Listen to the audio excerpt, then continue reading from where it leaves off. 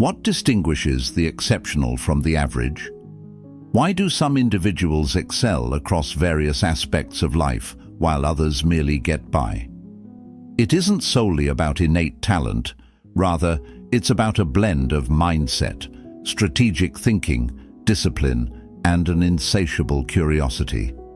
Today, we're diving deep into how the ancient philosophy of Stoicism can unlock a transformative way of life that breeds not just success, but deep personal fulfillment. Stoics teach us that excellence isn't about what happens to us, but how we respond to what happens.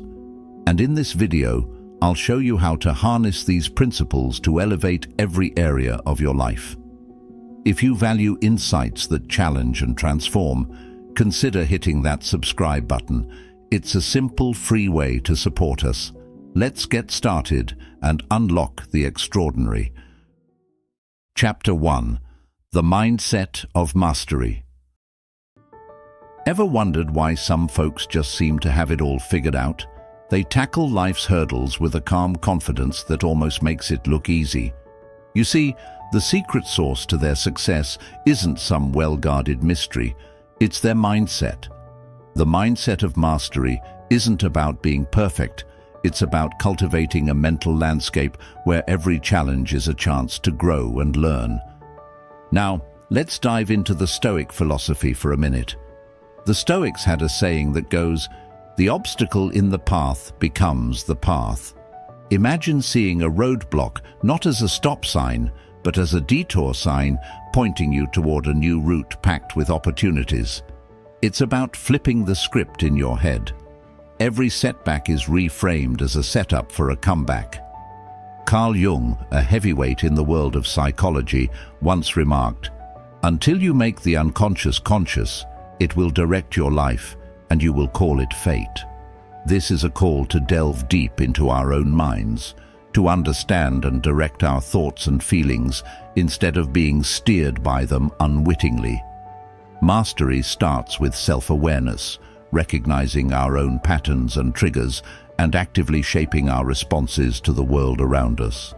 To start developing a mastery mindset, begin each day with a moment of reflection.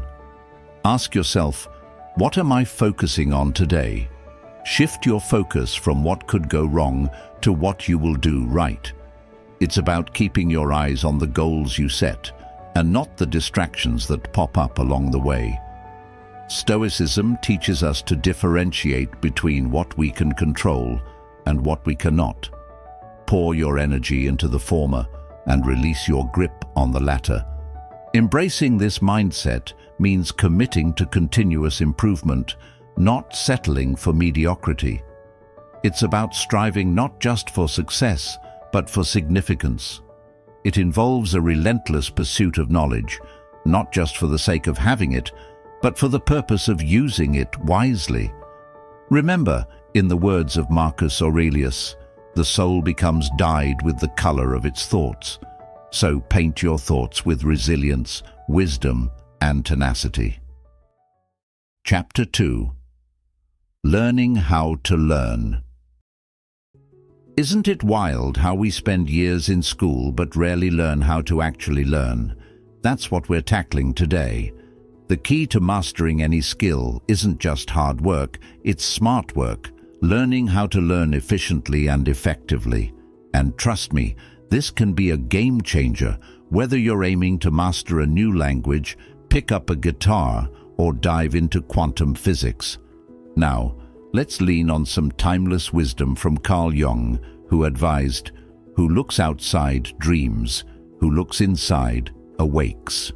This insight nudges us towards introspection as a learning tool. Understanding how you absorb information best isn't just helpful, it's crucial.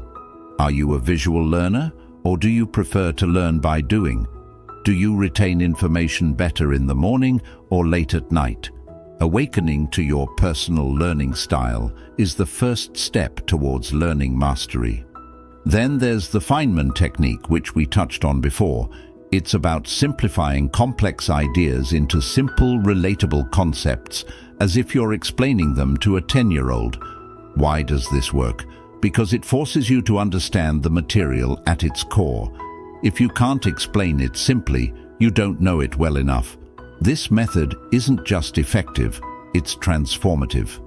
The Stoics, with their emphasis on clarity and self-control, offer a powerful anchor for learners. They believed in the importance of focusing on what is essential and within one's control. When learning something new, ask yourself, what is the most important thing I need to understand from this lesson? Then, zone in on that and eliminate the fluff. This Stoic approach helps strip away the unnecessary, allowing you to focus on the core knowledge that truly matters. Incorporating active recall into your learning routine can massively boost your retention. This means regularly testing yourself on the material, not just passively rereading your notes. Create flashcards, take quizzes, or teach the material to someone else. As Seneca once said, "While we teach, we learn." By actively engaging with the information, you're not just learning, you're embedding this knowledge deep within your memory. Chapter 3. The Power of Deep Work. You know that feeling when you're so deeply immersed in a task that the world around you just fades away? That's the magic of deep work. And it's not just about grinding away at your desk. It's about creating a state of flow where your mind is fully tuned into what you're doing. This isn't just productive, it's profoundly satisfying. Carl Jung once pointed out, your visions will become clear only when you can look into your own heart. Who looks outside, dreams. Who looks inside, awakes. This ties beautifully into the concept of deep work. When you dive deep, you're not just completing tasks, you're exploring the inner workings of your mind and potential. You're turning inward to tap into your deepest levels of concentration and creativity. But how do you achieve this state regularly? It starts with eliminating distractions. In today's world, that's a challenge, right? Notifications, social media, emails, they all compete for our attention. But here's a Stoic strategy. Control your environment to control your mind. Marcus Aurelius wrote about creating a fortress within yourself. So imagine building a mental barrier that keeps out distractions. This could be as simple as turning off your phone or using apps that block distracting sites during work hours. Next, time blocking is crucial. Allocate specific chunks of time to different tasks, and during those blocks, do nothing else but the task at hand. This method honors the Stoic practice of focusing only on the present task, as Epictetus suggested. Do not be distracted by the noise of the world, but keep your gaze fixed on the task at hand.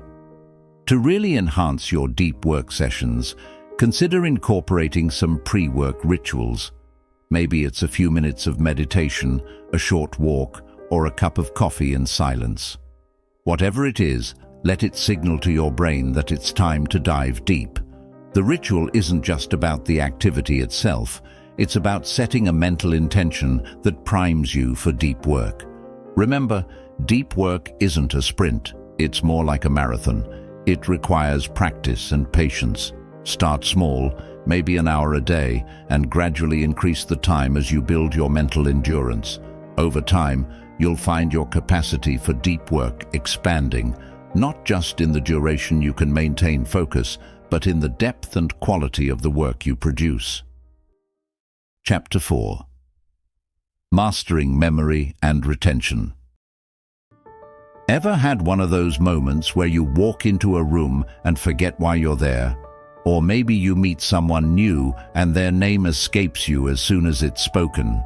It's frustrating, right? Well, let's dive into how you can turbocharge your memory and retention, turning that forgetfulness around. Carl Jung once suggested that the capacity for directed thinking I call intellect.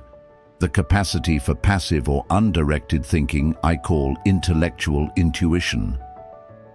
To enhance memory, we must engage in both, actively organizing information while allowing our intuition to connect the dots. It's about constructing a mental map where information is not just stored, but interlinked in meaningful ways. So, how do we do this? Let's start with something called the memory palace technique, which is not just effective, but pretty fun. Imagine placing bits of information in specific locations within a place you know well, like your home. Each piece of information is linked to a different room. This method leverages spatial memory and can be incredibly powerful in anchoring information deeply. Now, the Stoics were all about using rational and practical methods to improve their lives. They believed in the power of repetition and constant review to embed knowledge. Just like Marcus Aurelius would write in his meditations to clarify and remind himself of the principles he must live by, you can apply this by regularly revisiting the knowledge you need to retain. This could mean weekly reviews of your notes or daily recaps of what you learned. This isn't just rote repetition. It's about engaging with the material on a regular basis, which strengthens the neural connections in your brain. Here's another tip. Make it a story. Our brains love narratives, and we tend to remember information much better when it's part of a story. This is where you can get creative. Turn those dry facts into a vivid tale with characters, conflicts, and resolutions. Not only does this make the learning process more enjoyable, but it also makes it stick. Lastly, don't underestimate the power of teaching others. Seneca said, "While we teach, we learn." By explaining a concept to someone else, you're not just helping them, you're also reinforcing your own understanding and retention. It forces you to structure your knowledge clearly and identify any gaps in your own understanding. Chapter 5. The Art of Critical Thinking. How many times have you heard someone say, "Just think critically about it"? Sounds straightforward, right? But true critical thinking is more of an art than a simple command. It's about digging deeper, challenging the status quo, and not just accepting things at face value. Let's unpack how you can master this art and not just scratch the surface of ideas. Carl Jung was big on the idea of integrating shadow aspects to see the whole truth. He believed that one does not become enlightened by imagining figures of light, but by making the darkness conscious. This directly feeds into critical thinking. It's about being aware of not just the obvious, but also the hidden, less comfortable truths that shape our understanding. When you critically examine an argument or a belief, it's like turning on a light in a previously dark room of your mind. Suddenly, things you took for granted get questioned and new possibilities emerge. The Stoics, too, were masters of critical thinking. They urged us to question our impressions, to not just react emotionally, but to respond with reason. Marcus Aurelius would often write about the importance of analyzing one's judgments and not being swayed by external appearances. So, when you're faced with a problem, take a step back. Think about it like a Stoic. Ask yourself, is this something within my control? What are the facts? Am I being biased? One practical step you can take is to always look for evidence. When someone makes a claim, ask for the source. When you read an article, check who's behind it. This doesn't mean turning into a skeptic on everything, but rather being discerning about where your information comes from. It's about building a mental filter that sifts out fact from fiction. Another key aspect of critical thinking is to play devil's advocate. Try arguing the opposite of what you believe. This not only strengthens your argument, it also shows you the gaps in your reasoning. It's like a mental gym where your ideas are the weights. Lifting those weights from different angles builds a stronger intellect. Chapter 6. The Art of Decision-Making. Making decisions is like setting the sails on your personal ship. The choices you make determine the course of your journey. But here's the kicker. It's not always about choosing the right path, but about steering confidently even through rough waters. How do you do that, especially when the stakes are high and the choices are overwhelming? Let's break it down. Carl Jung once said, "I am not what happened to me, I am what I choose to become." This mindset is key in decision-making. It emphasizes the power of choice and the impact these choices have on shaping our lives. It's about being proactive, not reactive, and making decisions that align with who you aim to be. The Stoics provide a powerful framework for decision-making as well. They focused heavily on distinguishing between what we can control and what we cannot. For every decision you face, ask yourself, is this within my control? If it is, then you have the power to act. If it's not, focus instead on your response to the situation, which is always within your control. This Stoic principle helps simplify complex decisions by cutting away the noise of external factors. Now let's talk strategy. One effective method is the decision matrix, where you weigh up different options against a set of criteria that are important to you. It's like creating a scoreboard for your choices. Say you're deciding between job offers, factor in things like salary, location, career growth, and work-life balance.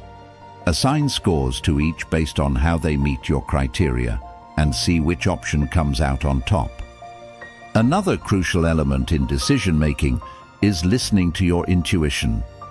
Jung was a big advocate for integrating intuition with rational thought. He believed that our unconscious often holds insights that our conscious mind might miss. So, if you're torn between choices, take a moment to listen inward. What does your gut say? Often your intuition is a distillation of many smaller observations and feelings. It's your brain's way of telling you what it knows deep down. But remember, decision-making is also a skill that improves with practice. The more decisions you make, the better you get at it. Reflect on past decisions. What went well? What didn't? What can you learn from those experiences? Keep a decision journal if that helps. Over time, you'll start to see patterns in your decision-making style, which can guide you in refining your process. Chapter 7. Mastering Emotional Intelligence. Have you ever noticed how some people just seem to have a magic touch with others? They can navigate tough conversations with ease and always seem to know just what to say. That's not just good luck, it's emotional intelligence. Mastering this can transform not just how you relate to others, but how you understand yourself. Carl Jung highlighted the importance of self-awareness in emotional intelligence when he said, "He who looks outside dreams, he who looks inside awakes." It's this introspective journey that unlocks our capacity to manage our own emotions and understand those of others around us. When you become aware of your emotions and their origins, you can begin to manage them more effectively, preventing them from overpowering your reasoning or reactions. Stoicism, too, offers a treasure trove of wisdom on emotional intelligence, especially with its focus on self-control and rational analysis of one's emotional state. The Stoics taught that emotions are natural, but we have the power to choose our response to them. This choice is the essence of emotional intelligence. Imagine you're in a heated discussion. Instead of reacting impulsively, a Stoic would advise you to pause, assess your emotions, and choose a response that aligns with your values. To develop emotional intelligence, start by practicing mindfulness. Pay attention to your feelings throughout the day. Ask yourself, what am I feeling right now? Why? This isn't about judging your feelings as good or bad, but about acknowledging them. This mindfulness allows you to better control your emotional responses rather than being controlled by them. Next, empathy is crucial. This is where you try to see things from another person's perspective. It's not just about understanding their feelings, but also about appreciating their emotional experience. This can be as simple as asking someone, How did that make you feel? Or what's your take on this? It shows that you value their emotions and viewpoints, which is foundational in building strong, respectful relationships. Then, there's the art of emotional regulation. This means not letting highs get too high or lows too low. It's about maintaining a balanced state, where you manage your emotions in ways that are appropriate to the circumstances. This could involve techniques like deep breathing when anxious, or not responding to a provocation until you've had time to cool down and think it through. Emotional intelligence also extends to your social skills, being able to navigate social situations adeptly, communicate effectively, and build strong bonds based on mutual understanding and respect. This includes knowing when to speak, when to listen, and when to change the topic of conversation for the comfort of others. Chapter 8. Building Unshakable Confidence. You know how sometimes you feel like you can take on the world and other times not so much? That roller coaster isn't just you, it's a common human experience. But imagine if you could level out those peaks and valleys into a consistent sense of confidence. That's not just a pipe dream, it's totally achievable with the right approach. Carl Jung once said, "The privilege of a lifetime is to become who you truly are." This hits right at the core of true confidence. It comes from genuine self-awareness and self-acceptance. Understanding who you are, including your strengths and your limitations, forms the bedrock of genuine confidence.